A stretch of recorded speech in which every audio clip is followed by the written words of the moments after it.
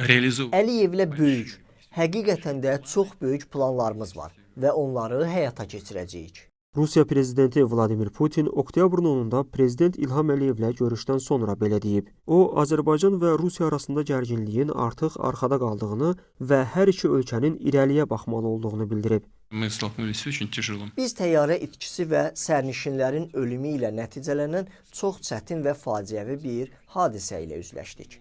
Bizim bu məsələ ilə sakit bir şəkildə məşğul olmağa ehtiyacımız vardı. Məsələni həll etmək üçün vaxta ehtiyacımız vardı.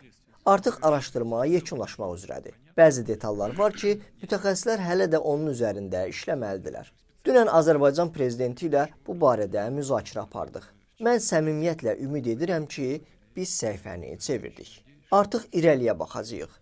Hər hansı çətinlik olmadan əlaqələrimizi inkişaf etdirəcəyik.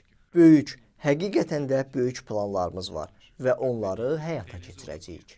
Bakı və Moskva arasında münasibətlər ötən ilin dekabrında Azala məxsus təyyarənin Rusiya səmasında vurulmasından sonra pisləşmişdi.